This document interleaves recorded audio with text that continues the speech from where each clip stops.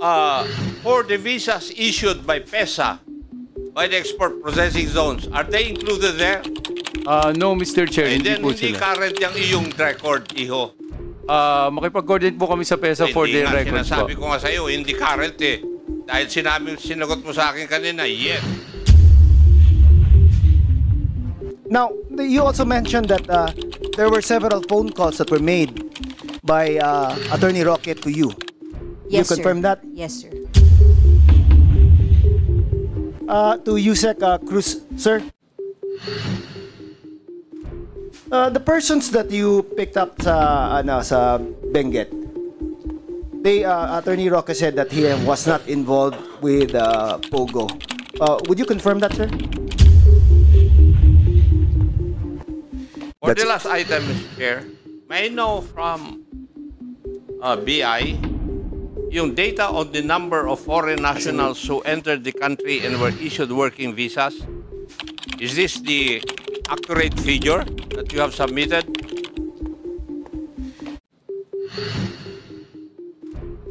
BI, Yes, Mr. Chair. yes? Are you sure? Yes po, sir. Yan po yung na-generate nung nung system namin. So. Do you, for the visas issued by PESA, by the export processing zones, are they included there? No, Mr. Chair, And hindi then po hindi sila. current yung iyong record, iho. Makipag-coordinate po kami sa PESA for Hindi their nga, records po. sinasabi ko nga sa'yo, hindi current eh.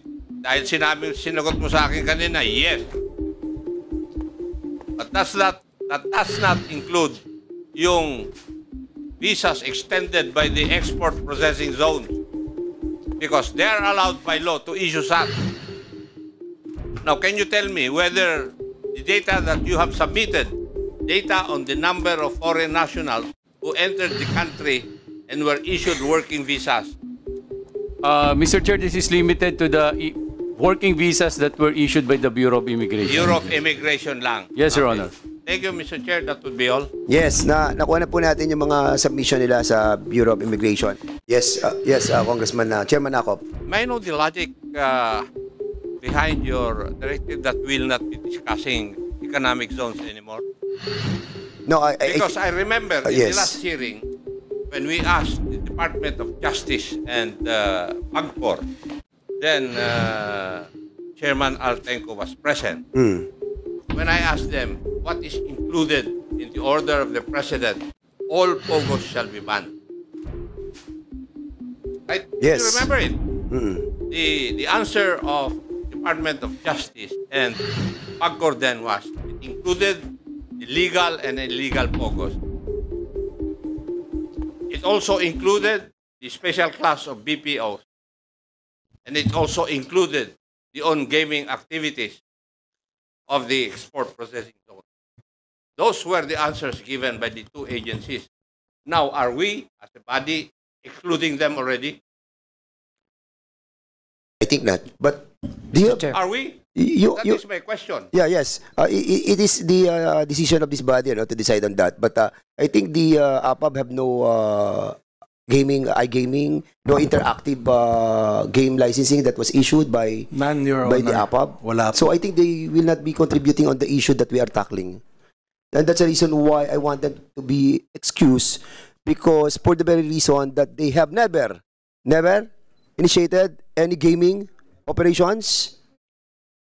Like I mentioned in my statement, Your Honor, during the previous administration, I believe they have, to the best of my knowledge, they have issued OGLs of offshore gaming licenses. They have. But before they start to operate, they left the country because of the COVID-19 So there's no actual pandemic. operation. Wala pong And that's presence. my premise, Wala Chairman pong Ako. But presence. if the body will want them to stay more for some information that will be asked from them, then we will allow it. Go Mr. ahead, Chair. Chairman Ako. Mr. Chair, I think the Honorable Adjong does not know the questions that I will ask. And that is precisely the reason why I'm asking whether we're going to excuse them simply because they're not supposed to be investigated. But if we follow the logic of our previous investigation or previous hearing, according to the DOJ and the PAGCOR, their online gaming operations in the export processing zone are included. So, I think the Honorable Adjong is basing his statements on the statement of the representative of APECO or Bataan Export Processing Zone na walang gaming operation. Ako po ay investigador. I do not rely on these statements alone. Mr. Chair. Kayo. But Again. this representation would like to ask questions. Okay, thank you so much, Mr. Chairman Chair, Angkop. Last, before yes, I last manifestation. before I Again, put my position on yes. board, sige, go ahead. Again, with all due Congressman respect, Adjong. yes, with all due respect, I have the high respect for senior and veteran legislators of this House. This is not to mean, Mr. Chair, that I would preempt or I would disallow anybody, especially the senior members of this House, not to engage or to throw questions that they think are important for these committees to achieve a proper and sound resolution or judgment. I'm just merely asking, Mr. Chair, this proposition because earlier CESA was excused. Yes. And, Yes, go ahead. Yes. And I was, Mr. Chair, I was under the understanding and maybe the impression, and correct me if I'm wrong about my impression, that those who are not directly connected with the intention, the very intention of this investigation, which is to dig deeper into the illegal POGOs and operations of the illegal POGOs, I was under that impression that they may be excused. And again, Mr. Chair, I agree that I may base my assessment on the statement of the chairman of AFAB. Okay. But that is proper, Mr. Chair, because I don't have any other basis than what they have presented to us, which is basically they don't have any actual operation. So Okay. again, Mr. Chair, just to reiterate po, Manong Romy, this is not again, I said, this is not again to counter the proposal or the question, even to answer the question of Chairman Romy Ako, because I do not assume to justify or even to provide answers to his questions earlier. The question is, what is the wisdom behind Okay, so- but ganun lang po. If we extended the same courtesies to CESA, perhaps we can also discuss about extending the same courtesies to those economic zones who do not have any other operations of POGO, Mr. Chair. Appeal ko lang po yun, Manong Romy, Mr. Chair. Yes. Thank you, Mr. Chair. For PAGCOR, they were required to submit their research on whether the special class of business process outsourcing companies are included in the ban. I think I remember it right. They promised to conduct a study and to submit the result of their study to this committee, Mr. Chair. Sir, we have not submitted the final copy, but we will submit today. It's all ready for clearance. For what? For clearance, Mr. Chair. Clearance from the board. Yes. Okay. For the Congressman Kit Flores. You are now recognized. Thank you, Mr. Chair. Mr. Chair, earlier while I was listening to Attorney Harry Roque, he was saying that he was never involved with Lucky South 99 other than to accompany Cassandra Leong to the PAGCOR. Is that correct, sir? Yes, Mr. Chairman, I accompanied Cassandra as an officer of Whirlwind, as in pursuant to the documents that I submitted today before this committee. She signed as corporate secretary, sir. And your participation was limited to that purpose lang, no? Yung negotiation as to the payment for the fees that were not paid. Tama po ba? Yes, Your Honor, and 2 weeks later, they retained me to handle the ejectment case, specifically a motion to quash. I mean, just in relation to PAGCOR lang. Yes, Yeah. Your Honor, that's it. Okay, Yes, Your now, Honor. 2 meetings ago kasi, Mr. Chair, I remember that Altenco, during questioning by Congressman Adjong, mentioned that he was of the impression that Attorney Roque wasn't just lawyering for Whirlwind, but was in fact lawyering for Lucky South 99. And this is contrary to what you said was a statement of Altenco. I wanted that to be clarified po sana. He was wrong because at that time po that we met, and Attorney Jeza Fernandez can confirm this, on July 26, 2023, the official representative of Lucky South with PAGCOR was Mr. Dennis Cunanan. Okay, now, Attorney Fernandez, you were with Altenco when you were meeting with Attorney Roque, is that correct? Yes, sir. And do you remember 2 meetings ago that Altenco also mentioned that he was of the impression that Attorney Roque was lawyering for Lucky South 99 and not just Whirlwind. Is that also correct? Yes, sir. So he said that, correct? Yes, sir. Okay, now he just said that. He just said yes. Are you of the impression that he was lawyering for Lucky South? Yeah. He said yes. Yes, correct. Now, you were also present. Was that also the same impression that you shared with Altenco? I am not one to assume, sir, but the topic of the meeting that we had with him, sir, was really Lucky South 99. And what was specifically the topic as far as Lucky South 99 is concerned? It's about the arrears of Lucky South 99, which were not remitted to PAGCOR, allegedly because its authorized representative did not deposit said amount to PAGCOR's account. Okay, now, you also heard Attorney Roque parang downplayed it kanina eh. Sabi niya, it wasn't for the renewal naman of the permits because the permits was still good for a few more years. That's what he said. But why would then he meet with you guys if it had nothing to do with the permits of Lucky South 99? I think in addition to the topic of the non-payment of arrears of Lucky South 99, it was also that period when we already released the new guidelines for internet gaming licenses.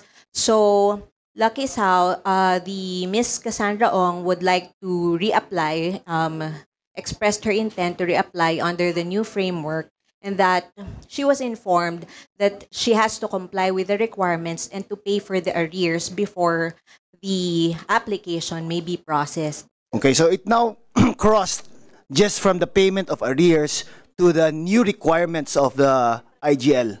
Is that correct? Yes, sir. And was Attorney Roque participating in that discussion? Based on what I remember, nakikinig lang po siya doon. Okay. Now, you also mentioned that there were several phone calls that were made by Attorney Roque to you. Yes, you confirm sir. that? Yes, sir. Okay, what was the nature of these conversations? He was asking po kung meron pa pong lacking documents yung Lucky South. So it is for the new accreditation of Lucky South 99 as IGL? Yeah, for the ongoing application po of Lucky South for an internet gaming license. So it is contrary to the statement that it was just for the payment of the arrears? I cannot answer that, sir, but matter of fact lang po, Yeah. that the follow-ups po were made for the application of Lucky South 99 as an internet gaming license. And no discussions were made as far as Whirlwind is concerned? None po, because Whirlwind po does not have any relationship or any accreditation or any relationship or contractual relationship with PAGCOR. How about the phone calls that you received from Attorney Roque? Did it include in any way Whirlwind? No po. No. So it was all Lucky South 99? Yes po. Okay, how many calls were that, if you recall? Around 5 to 6, sir, but I missed 2, sir. Okay. Now, Attorney Roque, to be fair po, I'll give you time to explain din po. Yes, the explanation po is because Cassie Ong is a service provider. Not only do they own the premises, but they provide services to Lucky South. It's a matter of record and documentation that the official representative as of July 26, 2023 was Dennis Cunanan, and therefore the document is proof itself, no, that on the time that we met, it was Dennis Cunanan. Now, in that meeting, nagsalita rin po si Chairman Altenco, and I'm sure si Attorney Fernandez will recall, sabi niya, hindi ko gusto yan Dennis Cunanan. Hindi talaga mabuting tao yan. I suggest palitan yan. At kaya po, napalitan si Dennis Cunanan. I do not know if Attorney Fernandez recalls that, no? And of course, by being a representative of a licensee to PAGCOR, hindi naman po requirement na ikaw ay maging shareholder, hindi rin requirement na ikaw ay maging officer. Because Dennis Cunanan, in fact, was neither an officer or a shareholder. Ang kinakailangan lang po is a board resolution authorizing that person to represent that company to PAGCOR. So, consistent po yan sa sinasabi ko na Whirlwind provides services, and after that meeting, upon suggestion of Altenco, dahil hindi nga maganda daw reputasyon ni Dennis Cunanan, tinanggap nga niya yung representative na hindi naman po required na maging kabahagi ng korporasyon. Ulitin ko po ang service provider po importante sa mga POGO kasi hindi po yung mga nag-i-English. Wala, at saka nasa POGO hub po sila, hindi sila lumalabas po. Thank you, sir. For a while, sali lang po. Kasi I also watched your interviews and your statement before the Senate. Parang what you said kasi was like, it was just purely Whirlwind. You were in no way connected with Lucky South 99. But but you also heard Attorney Fernandez na sabi niya na from all intents and purposes, ang appearance that you were giving was that you were asking about the renewals, the requirements na nga for Lucky South 99. Now, how is that related to being just the lawyer for the service provider? Madali po explain. Sige po. Kasi yung kliyente ko na Whirlwind acts as an agent for Lucky South. So it is an agency. Yung service provider po, in effect, is a contract of agency. Siyang gumagalaw para po sa Lucky South. So when I represented the Whirlwind, it is because I was representing an agent of Lucky South, but not Lucky South. But I state under oath, as a former member of this House, as an officer of the court, I have never had any dealings with any officer or stockholder of Lucky South. Kaya nga po, alam niyo naman ang attorney-lawyer relationship, it's the highest fiduciary relationship. Hindi ko po talaga po pwedeng akuin na kliyente ko siya, bagamat sana po kinuha ko dahil tingin ko makakwash ko yung raid sa kanilang premises. Yun po yung sinasabi ko sa Senado dahil mali po talaga yung mga ginawa doon sa raid na yon. Kung ako'y maniningil ng 10% contingency on the basis of the value of the land, yayaman na po ako, no? Yes, pero ayaw po nila ako kunin. Siguro po kasi ang impression nila kapag may problema na ang gusto nilang kunin, isang abogado na malakas sa gobyerno at hindi po kritiko. Okay po. But please understand din po na from what Attorney Fernandez is saying, I mean from someone who's listening lang po from what she was saying, is that it's no longer just as a lawyer for Cassandra Leong. Kasi you're now asking about the requirements for the renewal of the IGL. So parang it's no longer just a service provider. As a service provider, siguro, you'd provide other things other than securing their renewal of their permits. Would that be, fair to say na ang agent nga lang as service provider, siya pa naglalakad for the renewal of the permits from PAGCOR? Totoo po kasi nung panahon na yon, na-revoke na yung appointment ni Dennis Cunanan as representative to PAGCOR. So it was already Cassandra Ong. After that meeting, that became the representative of Lucky South. Of whom you represent? I represented her because she's an employee, corporate secretary of Whirlwind. Kaya nga po. So, siya nagiging representative ng Lucky South 99 at ikaw yung abogado niya. Tama po ba? Well, abogado From po your ako. explanation po, ngayon. Well, yun po, dahil ang Whirlwind nga po ay ahente. No. It was Cassandra Leong who was the agent of, you said, di ba? Sabi mo, pinalitan niya si Dennis Cunanan. Siya na ang naging representante ngayon ng Lucky South 99. At ikaw yung abogado niya. So, you are now lawyering for a representative of Lucky South 99. I Correct? disagree po. Kasi po, ang Cassandra Ong was there as part of Whirlwind. So I was representing for Cassandra Ong of Whirlwind acting as representative of Lucky South. That is a more accurate po. And pursuant to the laws of agency Isn't that po. like stretching the definition na rin po? Hindi naman po. Kasi Okay. kung ako po talaga yung nag-lawyer for Lucky South, ang tanong ko, wala pong masama doon. Pero ang punto, hindi po talaga ako Sino po? nag-lawyer. Hindi lawyer for Lucky South 99. I'm just saying, na as you said, Cassandra Leong replaced Dennis Cunanan as the agent of Lucky South 99. And you are the counsel for the representative of Lucky South 99. Yun lang po. I'm not saying na Well, directly to Lucky South 99, but of the agent of Lucky South 99. I was representing Cassie Ong of Whirlwind. That is correct po. And I confirm that. Sir, Secretary Roque, I think yes, ma'am. you read the rules a while ago. Yes, Please follow the rules. Address the chairman. my apologies. My apologies po. It's just that it was an animated discussion and a friendly discussion. After all, he is also from a province of my relative who is now governor. Yeah, yes, sir. Yun lang po. I was just confused. Para I wanted it to be clear lang. Kasi I think Altenco should be here para at least man lang to clarify din yung statement niya. Kasi doon nga ako nalito Kasi when he appeared 2 meetings ago, he categorically said kasi na he was of the impression that you were lawyering for Lucky South 99. And contrary to what you were saying also, Mr. Chair, that he never mentioned or he denied that you were lawyering for Lucky South 99 po. Mr. Chair, I guess my answers is based on actual rules of legal ethics on when there is engagement. There could be an engagement between attorney and client as simple as giving legal advice. But there is an actual legal engagement when there's actually a contract between a client and attorney.